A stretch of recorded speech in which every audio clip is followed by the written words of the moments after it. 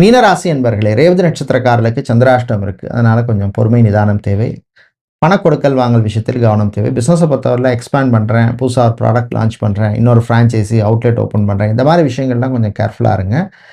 வெளிநாட்டில் வேலை தேடுவோருக்கு கூடுதல் முயற்சி தேவைப்படும். அதே மாதிரி ஏதோ ரீசனால் வேலை போயிடுது, அடுத்த வேலை இன்னும் கிடைக்கல அப்படின்னு இருப்பவர்கள் கொஞ்சம் கூடுதலாக நீங்கள் எஃபர்ட் போடணும். இல்லைன்னா அது மட்டும் ஒரு பார்ட் டைம் வேலை பார்க்குறதோ இல்லை வேறு ஏதாவது வேலை, சம்டைம் மேபி இன்டைரக்ட்லி உங்களுக்கு அந்த வேலை ரெலவெண்ட்டாக இருக்கலாம், நாட் டைரக்ட்லி இன்டைரக்ட்லி. ஸோ நீங்கள் ட்ரை பண்ணி அதுக்கு நீங்கள் உங்களுக்கு ஒரு இன்கமுக்கு வழி தேடிக்கொள்வது நல்லது.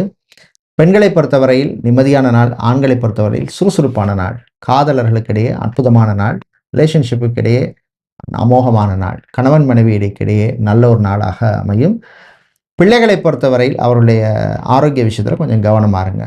இன்று நீங்கள் நல்ல பலனை பெறுவதற்கு வழிபட வேண்டிய தெய்வ வழிபாடு லக்ஷ்மி கணபதி வழிபாடு. ஓம் கம் கணபதியே நமகா அப்படின்னு விநாயகர் நினச்சி கும்பிடுங்க. அதிர்ஷ்டமான நிறம் ரோஸ், அதிர்ஷ்டத்தை தருகின்ற எண் 5.